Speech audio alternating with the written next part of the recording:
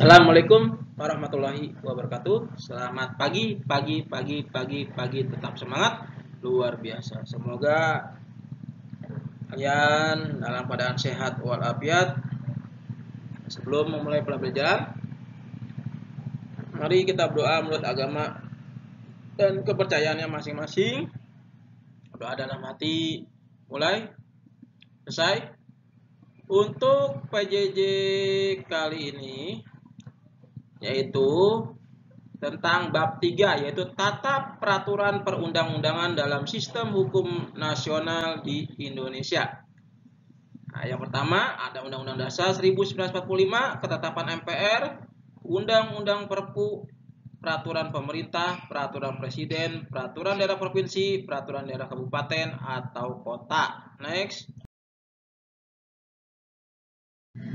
Perhatian, jika hanya diucapkan, Pancasila tidak lebih dari sekedar kata-kata. Seharusnya Pancasila itu dicintai dan sebaik-baiknya mencintai ada dirasakan dalam hati dan dibuktikan dalam tindakan. Kenang.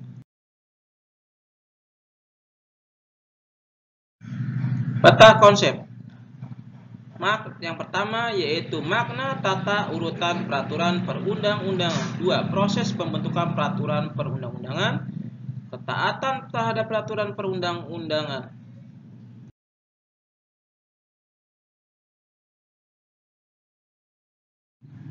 Makna tata urutan peraturan undang-undang.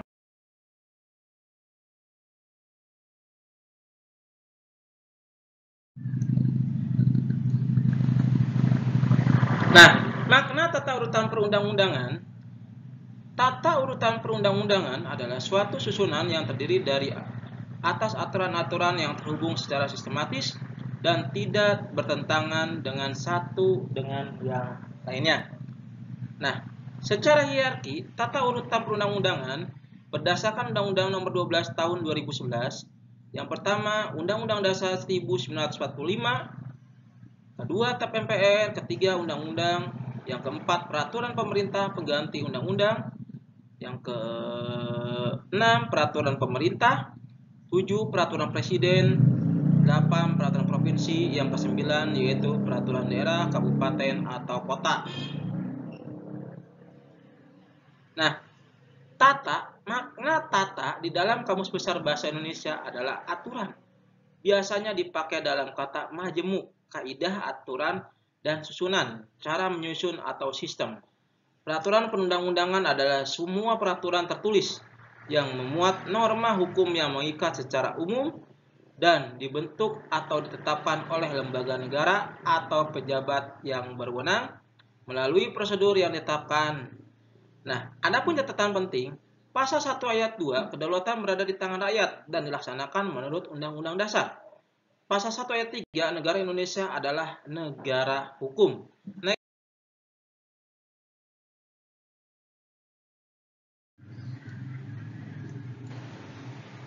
Perkembangan tata urutan perundang-undangan di Indonesia. Yang pertama, berdasarkan TAP MPR nomor 20 /MPRS tahun 1966 terdiri dari 6. Yang pertama, Undang-Undang Dasar Negara Republik Indonesia tahun 1945, ketetapan MPR, Undang-Undang, peraturan pemerintah, keputusan presiden, peraturan pelaksana terdiri dari peraturan menteri dan instruksi menteri. Ketetapan dalam TAP MPR ini sudah tidak berlaku. Yang kedua yaitu TAP MPR nomor 3 /MPR /2000 yang terdiri dari 7. Yang pertama, Undang-Undang Negara Republik Indonesia tahun 1945, ketetapan MPR, Undang-Undang, peraturan pemerintah pengganti undang-undang, peraturan pemerintah, keputusan presiden, peraturan daerah. Ketentuan dalam TAP MPR ini sudah tidak berlaku. Selanjutnya yang ketiga yaitu Undang-Undang Nomor 10 Tahun 2004 yang terdiri dari 5. Yang pertama yaitu Undang-Undang Dasar Negara Republik Indonesia tahun 1945, Undang-Undang atau Perpu, peraturan pemerintah, peraturan presiden dan peraturan daerah. Ketentuan dalam undang-undang ini sudah tidak berlaku lagi. Yang selanjutnya yang terakhir yaitu Undang-Undang Nomor 12 Tahun 2011 yang terdiri dari 7. Yang pertama, Undang-Undang Dasar Negara Republik Indonesia tahun 1945, ketetapan MPR, Undang-Undang atau Perpu, peraturan pemerintah, peraturan presiden, peraturan daerah atau provinsi, peraturan daerah, kabupaten atau kota. Ketentuan dalam undang-undang ini masih berlaku sampai dengan saat ini. Aturan perundang-undangan atau hukum akan terus berkembang mengikuti perkembangan zaman dan kebutuhan manusia. Next.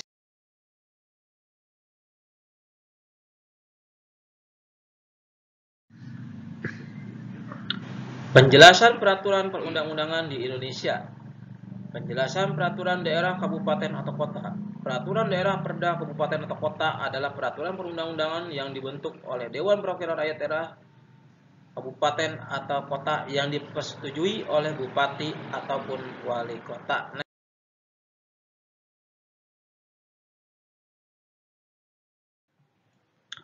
Proses pembentukan peraturan perundang-undangan.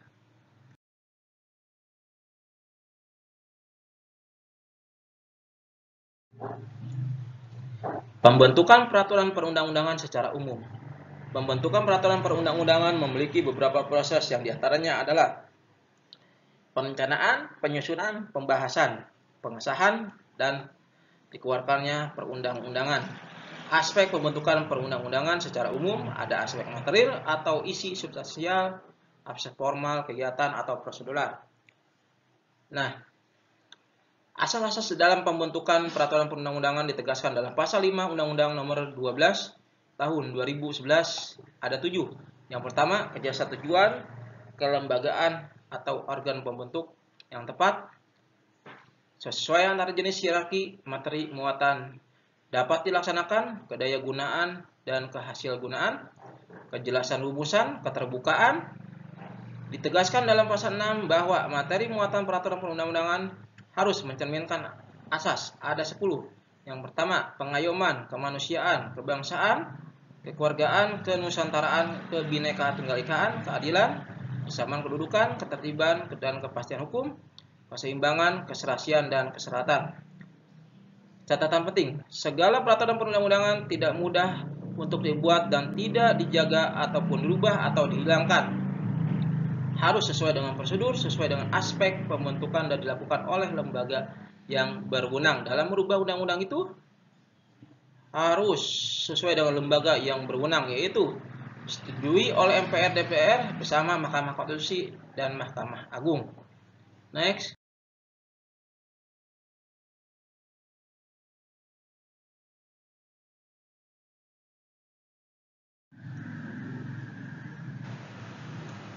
Proses pembentukan Undang-Undang Dasar 1945.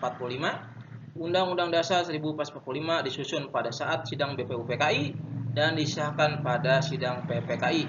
Terdapat beberapa kesepakatan dasar berkaitan dengan perubahan Undang-Undang Dasar 1945, yaitu tidak mengubah pembukaan Undang-Undang Dasar, mempertahankan NKRI, sistem pemerintahan presidensil, menggunakan cara adendum, penjelasan normatif dimasukkan ke dalam pasal-pasal. Di sini MPR berwenang mengubah dan menetapkan Undang-Undang Dasar sesuai dengan amanat pasal 3 ayat 1 Undang-Undang Dasar 1945. Usul perubahan diajukan oleh sekurang-kurangnya sepertiga dari jumlah anggota MPR terdapat dalam pasal 37 ayat 1. Diajukan secara tertulis dan ditujukan dengan jelas. Bagian yang diusulkan untuk diubah beserta alasannya terdapat di dalam pasal 37 ayat 2. MPR. Sidang MPR dihadiri sekurang-kurangnya 2/3 dari jumlah anggota MPR terdapat dalam pasal 37 ayat 3. Putusan dilakukan dengan persetujuan sekurang-kurangnya 50% plus 1 anggota dari seluruh anggota MPR, yaitu pasal 37 ayat 4. Khusus mengenai bentuk negara kesatuan Republik Indonesia tidak dapat dilakukan perubahan pada pasal 37 ayat 5.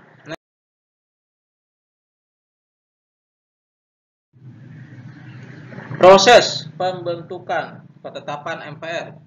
Pembicaraan tingkat 1 di sini dalam penyusunan ketetapan MPR dilakukan melalui 4 tingkat pembicaraan. Yang pertama dilakukan penyusunan rancangan ketetapan atau rantap dan rancangan keputusan atau rantus yang disusun di dalam Badan Pekerja MPR. Yang kedua dilakukan sidang pembahasan yang diawali oleh pimpinan MPR menjelaskan rantap dan rantus. Setelah itu masing-masing fraksi di MPR dapat memberikan pandangan umum dan tanggapannya. Pembicaraan pada tahap 3 dilakukan pembahasan dalam rapat komisi MPR Rapat juga dapat dilakukan oleh panitia ad hoc di MPR. Pembahasan ini akan dilakukan membahas hasil pembicaraan tingkat 1 maupun tingkat 2. Hasil pembicaraan pada tingkat 3 berupa rancangan ketetapan atau rantap atau rancang keputusan atau rantus majelis yang telah diperbarui. Nah, pada pembicaraan tingkat 4 dilakukanlah pengambilan keputusan akan diambil dalam rapat paripurna MPR. Next.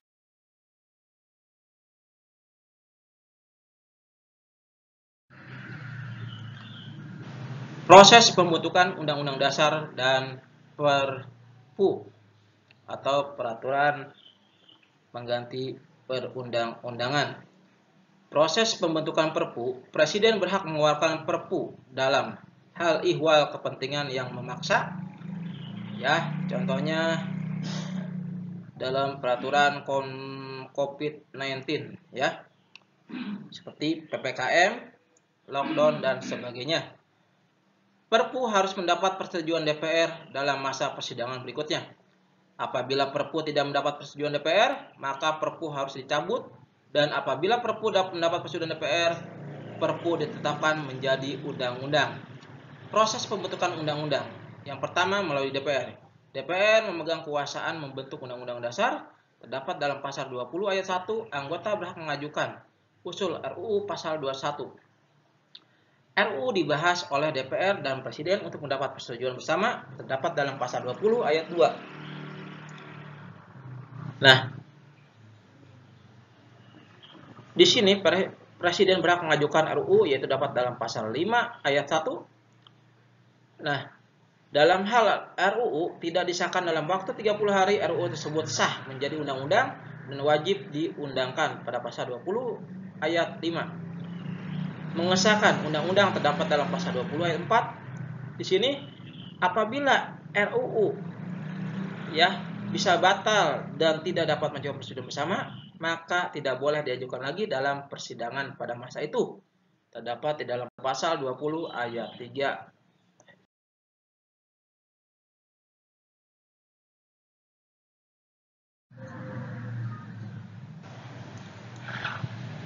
Proses pembentukan peraturan pemerintah. Tahap perencanaan rancangan peraturan pemerintah atau PP disiapkan oleh kementerian atau lembaga pemerintah, bukan kementerian, sesuai dengan bidangnya dan tugasnya masing-masing. Yang selanjutnya, tahapan penyusunan PP dengan membentuk panitia antar kementerian atau lembaga pemerintah, bukan kementerian. Yang selanjutnya, tahapan penetapan pengundangan PP ditetapkan oleh Presiden yang terdapat dalam pasal 5 ayat 2 Undang-Undang Dasar 1945, kemudian diundangkan oleh Sekretaris Negara. Nah, selanjutnya muncullah peraturan pemerintah adalah peraturan perundang-undangan yang ditetapkan oleh Presiden untuk melaksanakan undang-undang sebagaimana mestinya. Hal ini sesuai dengan Undang-Undang Dasar 1945 pasal 5 ayat 2.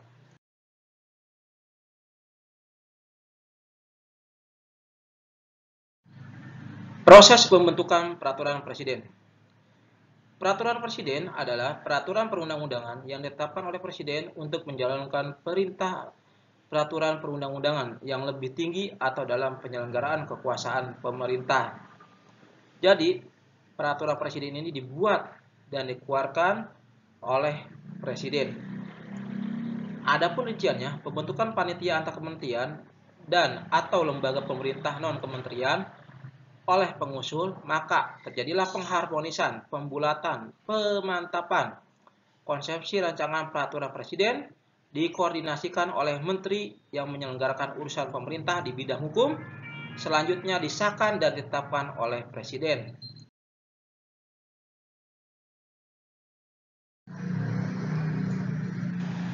Proses pembentukan peraturan daerah atau provinsi atau perda provinsi. Rancangan perda provinsi dapat diusulkan oleh DPRD provinsi ataupun gubernur. Nah, adapun pengertiannya, perda dibuat dalam rangka melaksanakan kebutuhan daerah. Pemerintah pusat dapat membatalkan perda tersebut yang nyata-nyata bertentangan dengan peraturan-peraturan yang lebih tinggi. Nah, apabila rancangan yang diusulkan oleh DPRD provinsi dalam penyusunan adalah sebagai berikut. 1. DPRD Provinsi mengajukan rancangan perda kepada Gubernur secara tertulis. DPRD Provinsi bersama Gubernur membahas rancangan perda provinsi. Apabila memperoleh persetujuan bersama, rancangan perda disahkan oleh Gubernur menjadi perda provinsi. Apabila rancangan diusulkan oleh Gubernur, proses penyusunannya adalah sebagai berikut. Gubernur mengajukan rancangan perda kepada DPRD Provinsi secara tertulis. DPRD Provinsi bersama Gubernur membahas rancangan perda provinsi. Apabila memperoleh persetujuan bersama, rancangan perda disahkan oleh Gubernur bersama provinsi.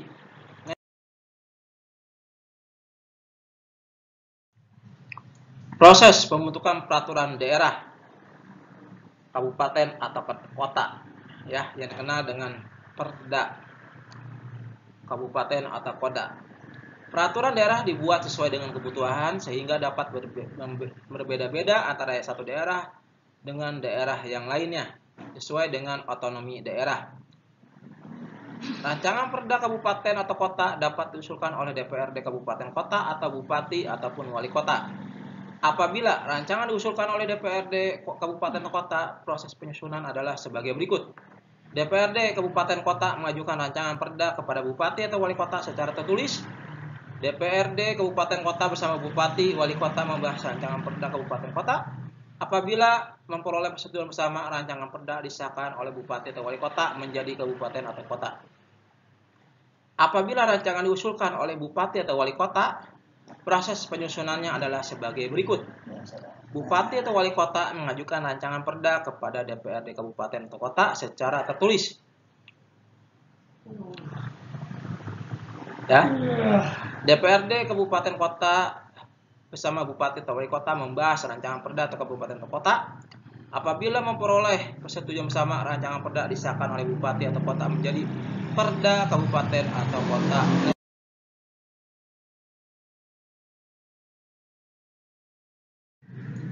Ketaatan terhadap peraturan perundang-undangan.